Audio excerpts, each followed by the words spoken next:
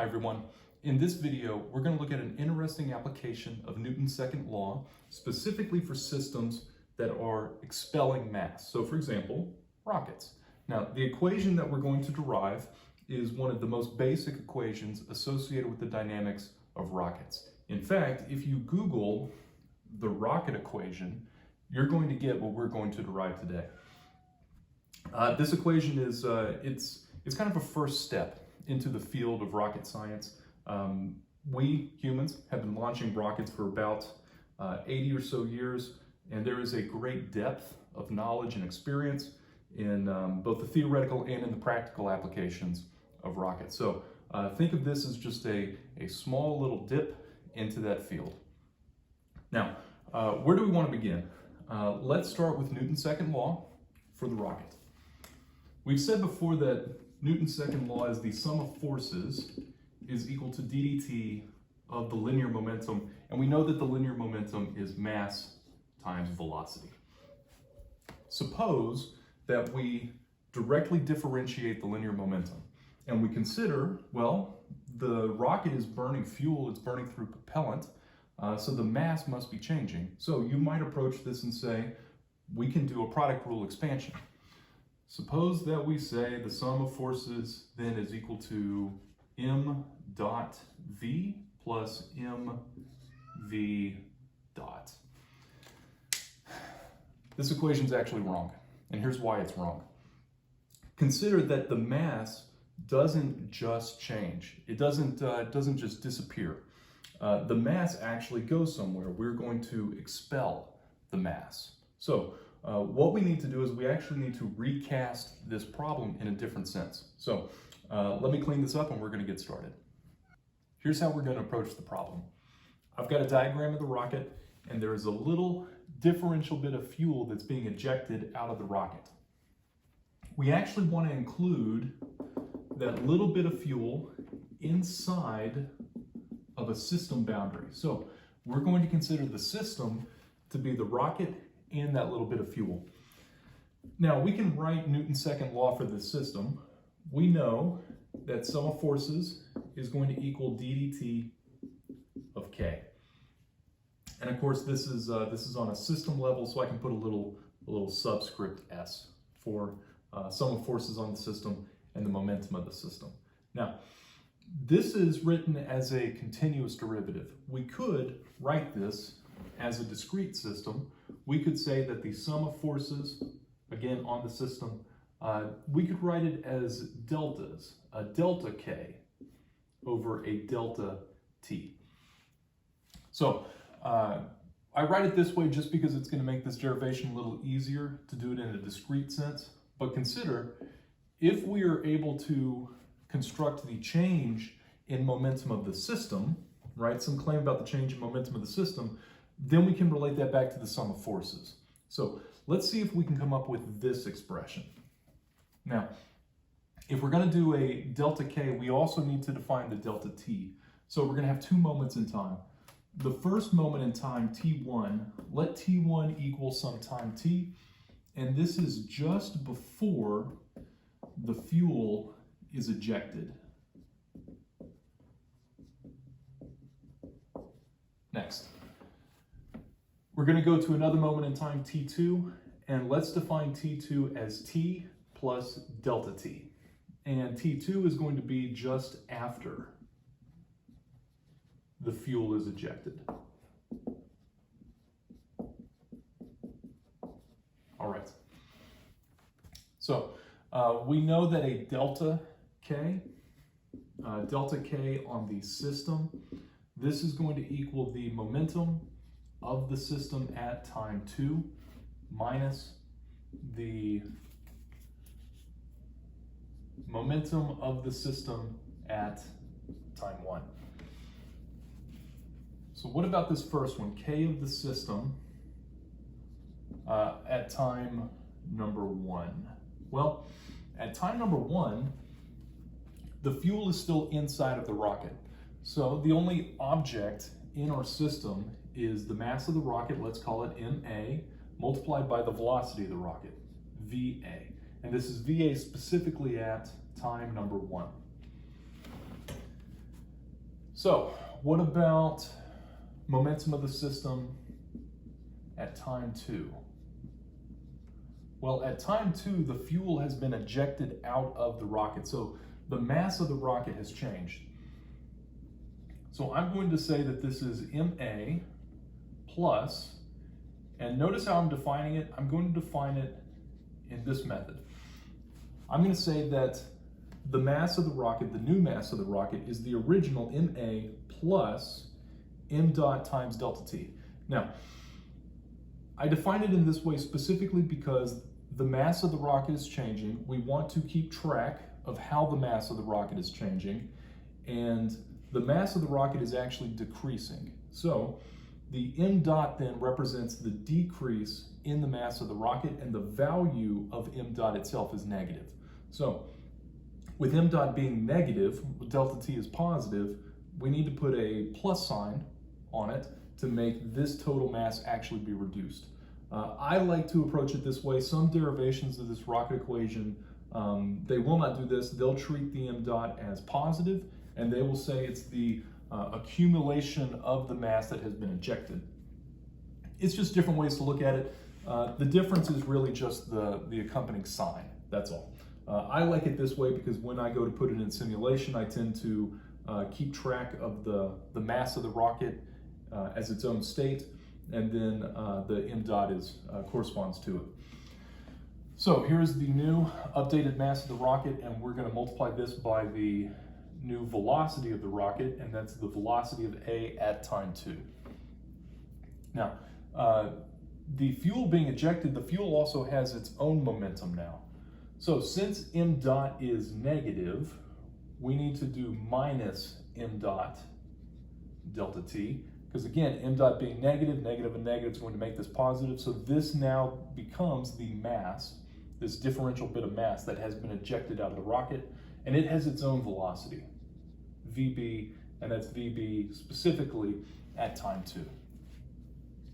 All right, let me erase this stuff on top, and we need to now solve for this delta K. So delta K of the system is going to be momentum at time 2 minus the momentum at time 1. So let's just take these two terms and bring them up.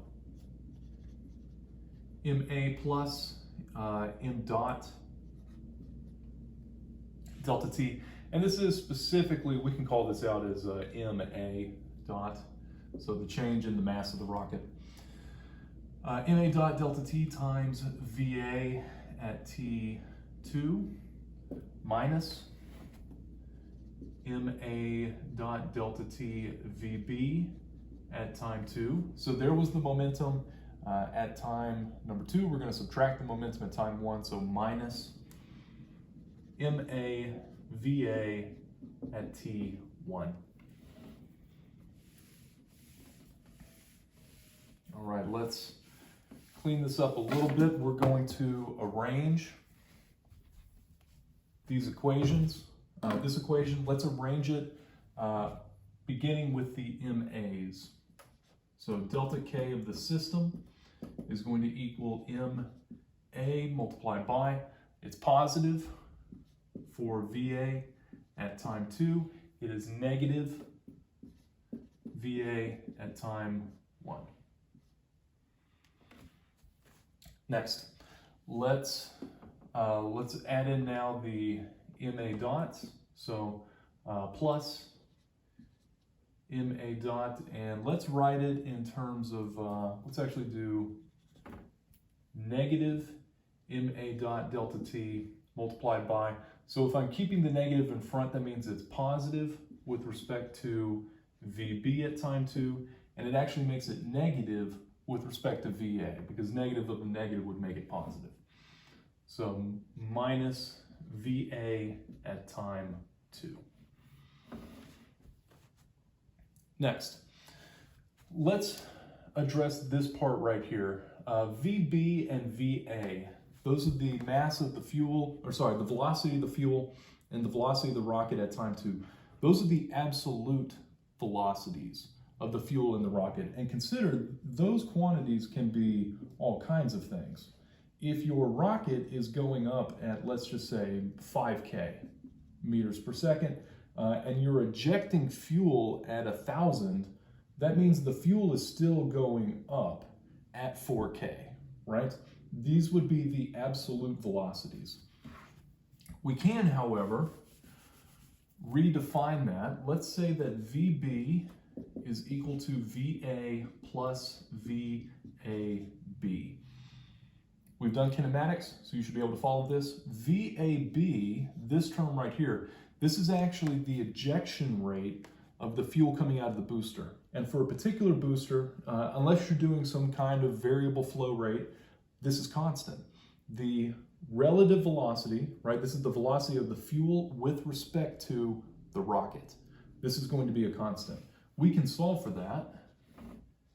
VAB is equal to, and we just subtract VA from both sides, and you see that we get VB minus VA.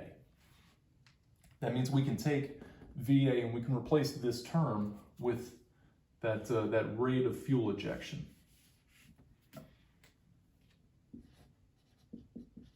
VAB, there we go.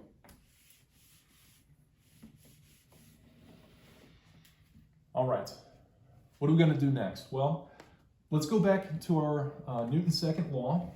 We said that the sum of forces is equal to delta K over delta T. If you wanted, you could rearrange this. You could say that the sum of forces acting over some period of time, forces multiplied by a time period, that elicits some change in the momentum.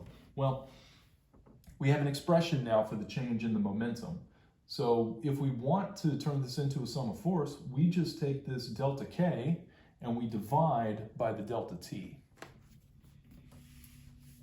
So the sum of forces now acting on the system is equal to, I'm going to bring down MA, here is the VA at time 2 minus VA at time 1, all divided by delta T, minus.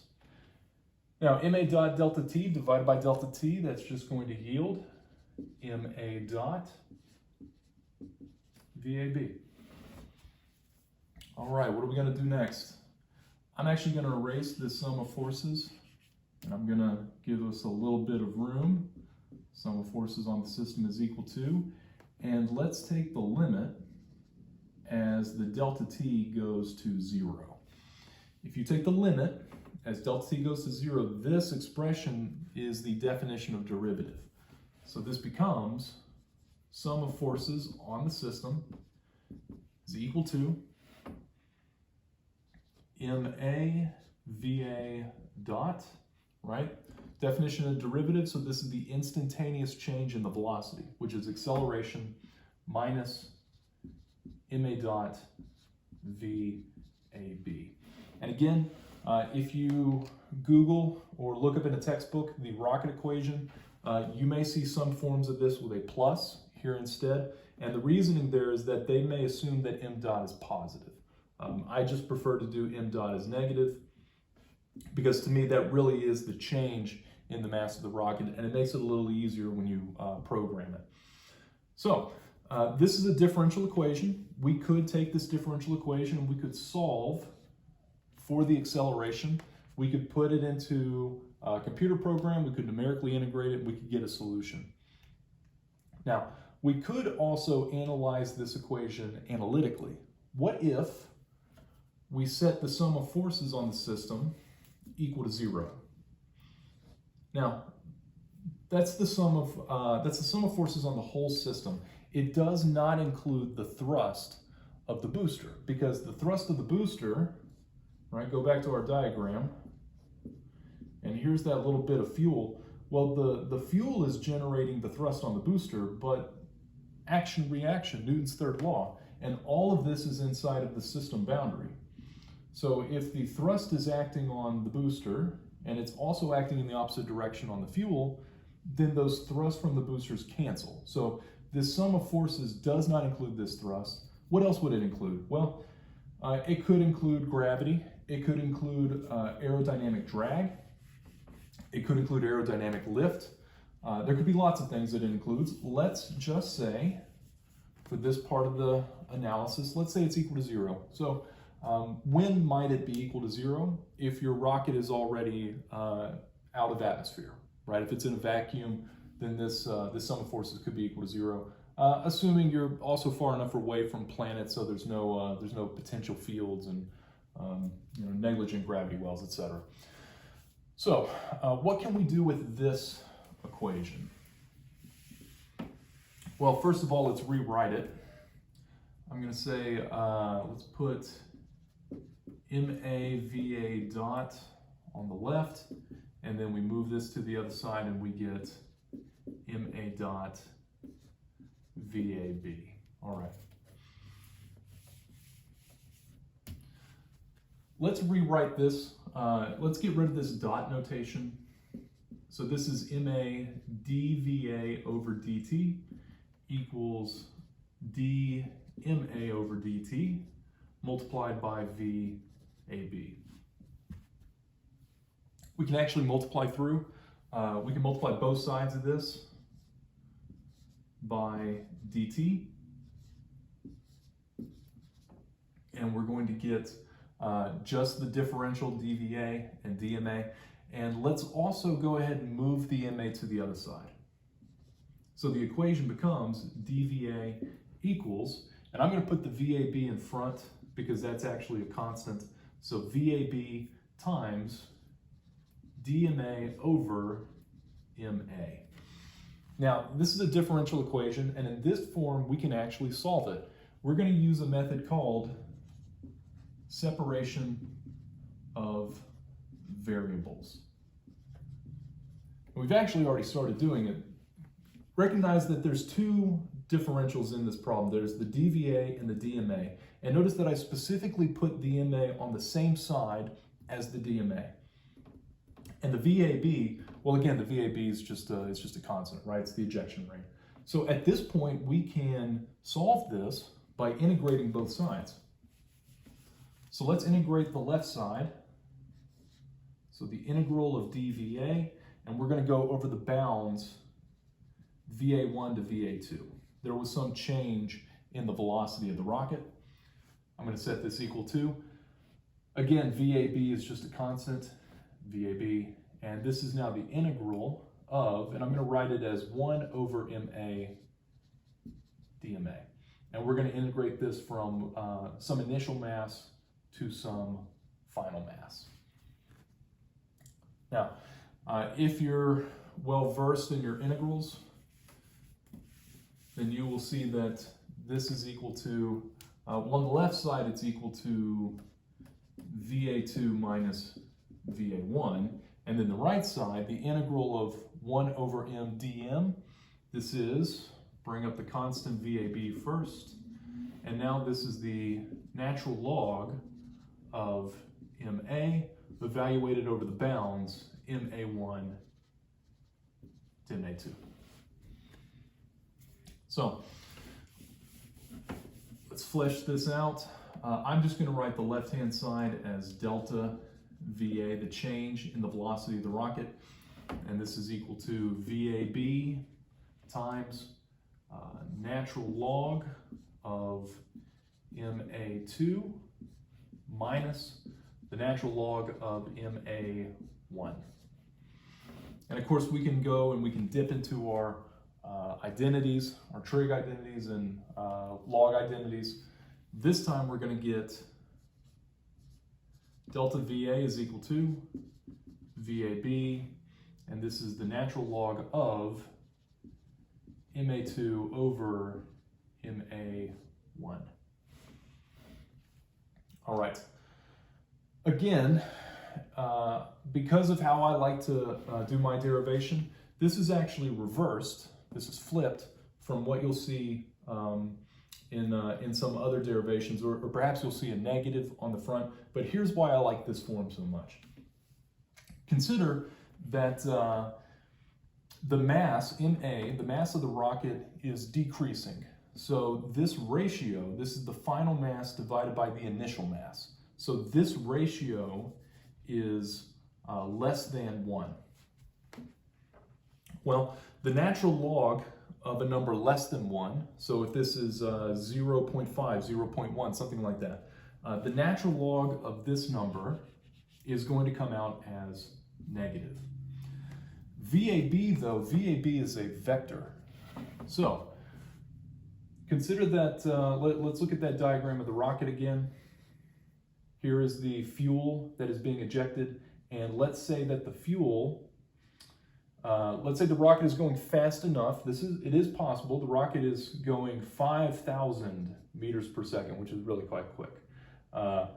And this fuel is going 4,000 meter per second. That means that the fuel is actually being ejected at 1,000 feet per second. So VAB in this case, we said that VAB is equal to VB minus VA. And if these are both in the y hat in direction, because again, velocities are vectors, this is literally 4,000 minus 5,000 in the y hat in. So VAB is going to equal negative 1,000 in the y hat in, which, hey, that's what we said, right? We said that we're ejecting fuel in the negative, at a velocity of a negative 1,000 meters per second, right? Or we could say 1,000 meters per second in that direction, right? Because the rocket can turn. So VAB is itself a vector, and in the body frame, VAB is going to look something like, assuming something easy, like we're shooting in one direction. So minus some speed. And tell you what, let's use a letter U. Oftentimes in these derivations, they'll use U's for the different velocities. So it's a magnitude, and it's going to have a negative sign on it because it's acting down in the rocket's body frame. So this velocity being a vector and this natural log coming out negative, these negatives will cancel, and what we will get is a positive calculation for the change in the velocity of the rocket. So this is our rocket equation. So what I'm going to do, I'm going to make a video screen capture, and I'm going to show the differential equation that we got, and I'm going to show how you can put it into a computer and you can analyze it and integrate to get a solutions. And we can actually show that in the absence of gravity and drag, this equation will actually match your simulation results. Okay, so that's it for this video. This was just a tiny dip into the field of rocket science, but we get to see some fun applications of linear momentum. So best of luck, and I'll see you around.